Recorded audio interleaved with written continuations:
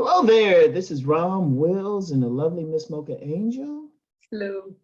And this is our review of Insecure Season 4, Episode 8, Mm-hmm. Low-Key Happy. Mm-hmm. So what were your thoughts? My thoughts were that this was a grown folks episode. Issa put on her big girl panties and she took them off, but that's okay. And Lawrence put on his big boy boxers. We took those off too. But I liked it. I gave it a 9 out of 10. 9 out of 10. Okay. Well, let's get into it. Because it was an interesting episode because it didn't start off that great. I mean, well, he was at the club. Obviously, he was obviously nervous about something. He couldn't even get that breath mint in. But then that was overshadowed. Like she come in and she just trips up. She trips up, and then when she gets up, she get ran over by a group of women. And I was like, okay. So I'm like, oh man. But what were your thoughts? I mean, okay, they meeting at the club. He seemed kind of nervous. I mean, what were your thoughts? Yeah, I knew he'd be nervous because from the last episode when he called her and he said, hey, I've been thinking about you. I mean, that was like, hey, I miss you. I want to see you. I want to be with you. So yeah, I knew something was going to happen through this episode. Yeah, and it was kind of awkward at first. I mean, they had a guy bust in between them, and then right, they end up leaving, and find out that Molly and Issa aren't friends anymore. Right. And they leave, of course. Lyft driver. I was trying to recognize because you know how Issa Rae be having like guest stars. I was like, okay, is that somebody we should know? I didn't recognize. I didn't recognize her. Do you know who it was? No, that's okay. We expected so much. It's like, oh wait, it ain't there. But then she all in their business and stuff, and it was interesting because you could see the growth that Issa had. There you go. Because they were talking about going to this restaurant, and Issa had been there several times before, and she even ordered for them. I was like, oh man, okay. Yes. And he was fine with that. He was perfectly fine with that because she ordered the right thing. She ordered what she knew he would like. Yeah, exactly. So, then we got to now the tough part. Because you kind of figured out, okay, he would tell her that he wanted to get back with her. But, and that was a tough conversation because he was really asking, okay, why Daniel? Yes. And that's a tough conversation. That's what a lot of couples have. Why that person? Why that person? Right. I mean, what were your thoughts on all of that? Okay. So that was a grown-up conversation. This was a grown-up episode. This was growth on both of their parts, but this is the post-breakup. We've had time to think about what went wrong and what we individually did wrong to make us break up. And that was a healing conversation outside of what happened later. I mean, it was just a necessary conversation for their spiritual and emotional growth for future relationships, because the jury's still out on this one. But they needed it. Yeah, no, they definitely did because going back to season 1, you get the impression she had never got over Daniel. And, even then you're like, okay, why she reach out to him? And, in later seasons, we would see when she had a chance to actually be with Daniel, it was like, man, wasn't there for it. Yeah. Yeah, it wasn't really about Daniel, but it was about he wasn't getting what she wanted in the relationship. And he wasn't doing some things, and he was feeling bad. And really, what that came down to, which it really showed, it was just a matter of communication. Correct. They didn't communicate. That's probably what should have happened. I mean, you look back at it, and that'd be a lesson for like relationships in the real world. Did they communicate? Because that's the biggest thing. Did the two people communicate? Because a lot of stuff could have not happened if they had communicated. Correct. Say, hey, this is the issue, this is how I'm really feeling and stuff. And they could have worked through it. Correct. Because, when we first see Lawrence, we just see him sitting on the couch. We don't know what's going on. The people still think he was just a bum, but he was just going through a bad period. Right. But there wasn't, it was just like, okay, they ain't really talking and everything. And he had mentioned he was thinking about moving back home. And, you know, it's just a lot of stuff in there, but they had that conversation, you know? They had that conversation and, you know, it was interesting. Okay, they had the conversation, but then you get a wild card thrown in. Yes. Condola reaches out to him. Yes. So it's like, oh, wait a minute.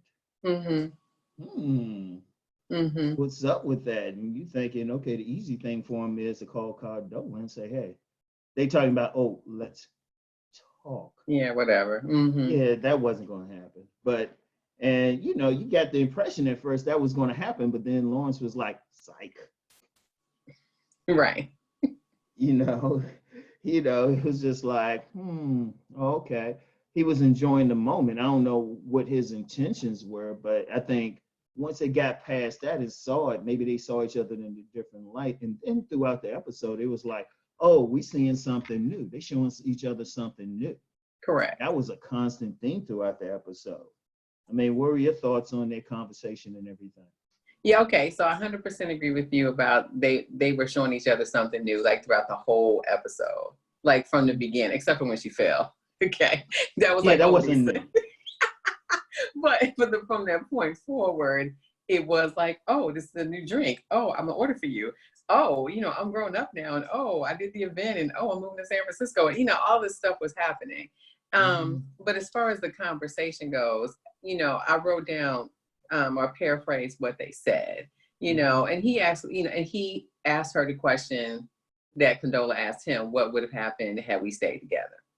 And he said, do I give up too easily? Do I give up too early on things? And, and she just basically said it felt good to be wanted by somebody else because you weren't into me at all. Like he wasn't into life. And frankly, let me stay on that point.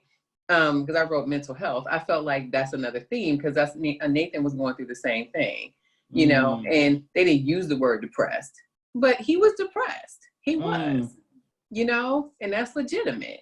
And she didn't know what to do, and he didn't know what to do, and it was just a really hard time for him. And she didn't have the words, to help him, or didn't know what actions to take.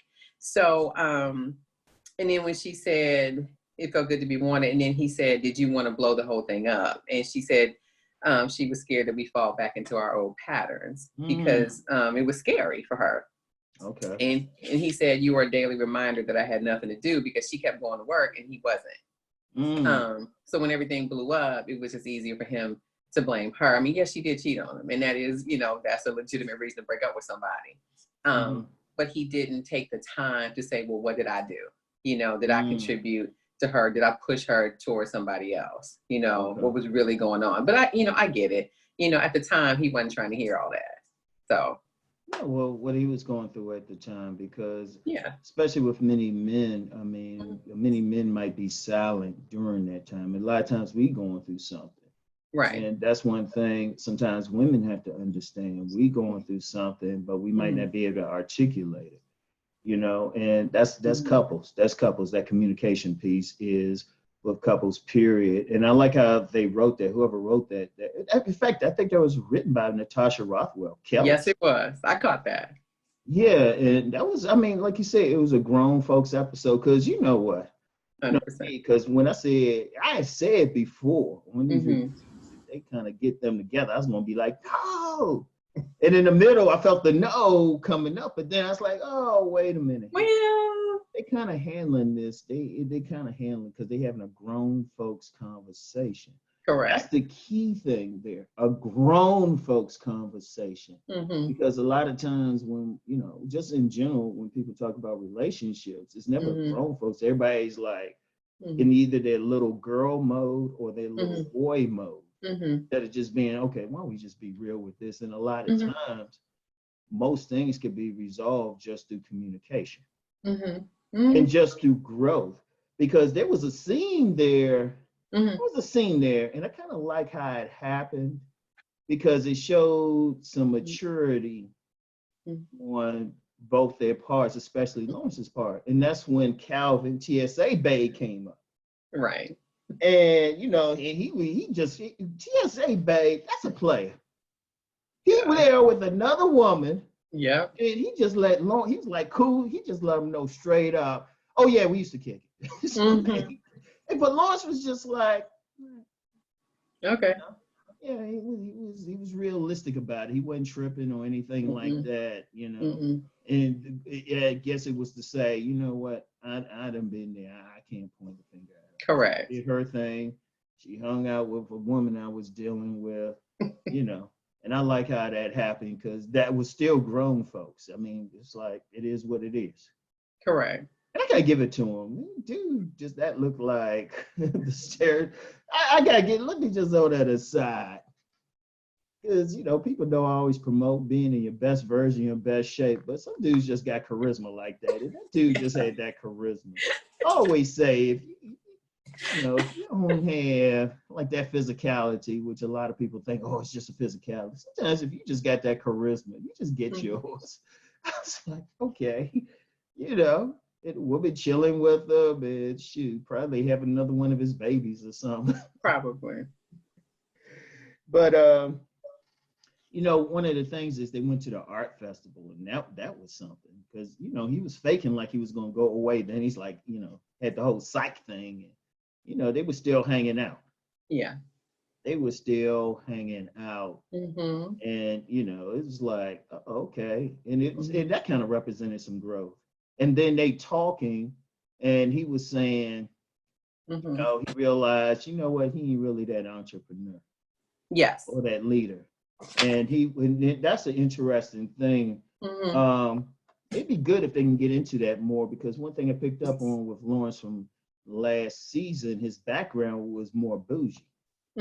He had went to Georgetown, had, the father. He's more from that upper class. And a lot of times, especially in this particular space, we'll talk about the women, the natural 92 octanes, who like the professional types. You might know what that 92 octane is. Yeah, in another life, but yeah. Yeah, you know about that life. But they, for the first time, and they, it'd be interesting if they could even spin off that show if they don't get back together and get more into Lawrence's life. Like you go to San Francisco and you got a whole different show. Yeah. Right? Because if you look at it, he said leader, but he said something specific. He was like, what was expected. Yes. I thought I was supposed to be that guy. Yes. Yeah. So he was doing what was expected. And sometimes when you have men from that background, a lot of guys don't get that. The father was military, parents, Georgetown, all of that. He was expected to do something. He's expected to go to this level. Trust me, I can relate to that.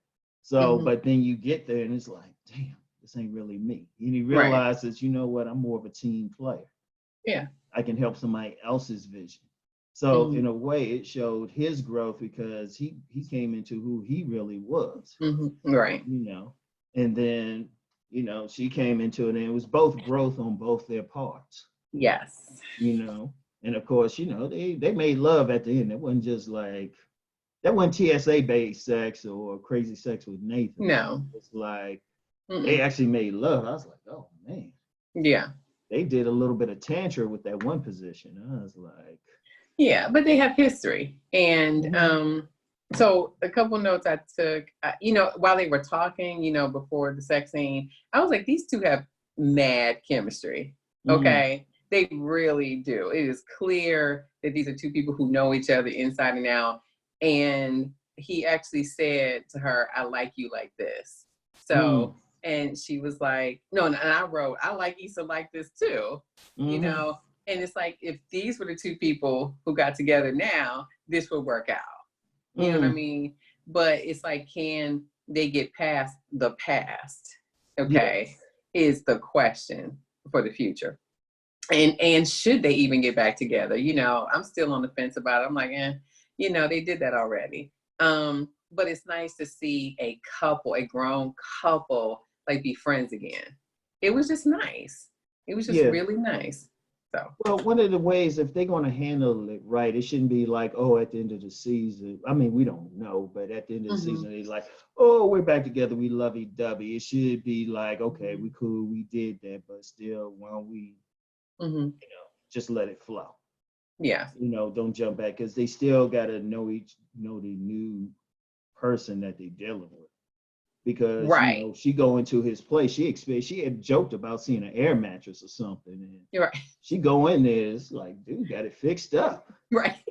And he got to somebody come to clean it bi-weekly. What? Really? Yeah, and I was like, oh, okay, he getting paid, and he still might head to San Francisco. I mean, we don't know what's going to happen. And Nathan's still in the picture one way or the other, and The Condola's still in the picture. Yeah, so you got all of this stuff there. Yeah. But even when she rolled out, I guess wearing one of his shirts. I don't know what shirt that was. I was like, where'd she get that from? But okay. Yeah, I know. I was like, yeah, that don't look like something Lawrence would wear. But you know what? We'll let it go. We'll let it go. It was a good flow. We'll overlook that one. Like, where'd she get that? It was like, hold up. Right. And I didn't realize she had on, well, I guess she did have on jeans the night before. And they didn't seem that close. She did a lot of walking to get home. I was like, unless she was just walking around. But she was feeling good. And I think just overall, one thing I got to give the season, her growth. Her growth. And she's getting more into, okay, who she is. She's good at organizing stuff. And his growth too, and even just his calmness. He was like, okay, he knows who he is. So, but, there's still stuff there. And hopefully they don't jump the shark and have them all lovey-dovey at the end, but more like, okay, we're getting to know each other again. That's it right there. Yeah, and it's like it's two different people, but they're not going back to what was. That's the key. Correct. That's the key thing. So, okay. Any final words? Just saying a couple of things. Chemistry. Yeah, I just thought, honestly, the episode made sense. I really was digging it. I was feeling it because it was realistic. And again, I don't think the world is rooting for Lawrence and Issa to get back together. Not yet, anyway. Because they had to talk. They had to figure this out. They had to figure out what was wrong. Because I feel like that's for them. Lawrence really did that for himself. Okay. And Issa was grown enough to and was willing to go along with it and say, okay, fine, let's just keep it real. This is what happened. Okay. So I appreciated that part. And I thought it was funny, especially in the beginning. And it had that cool vibe. And at the end, I've said this before, Los Angeles is a character in the show. And so I felt like that long walk she took, that was like, there you go. That's the love letter to LA, especially with what's going on right now. So yeah, 9 out of 10, easily. I didn't have to sleep on it. That was a 9. That was good. Okay. All right. So they got 2 more episodes left. I think the next episode is directed by Kerry Washington. And that would be nice. However, just to kind of say something about that, as heated as that argument was between Molly and Issa, I would not be meeting homegirl in public. Okay. My first thought was, why aren't y'all at one of y'all's houses and having this conversation? You know, because it could get heated again because you're in public. So yeah, I'm just saying. So that's just me. Oh, okay. All right then. Well, that's good. We got 2 more left. We'll do this again next week. So I want to thank everybody for listening, and let us know what you think in the comments. So peace and blessings, everyone. Bye, y'all.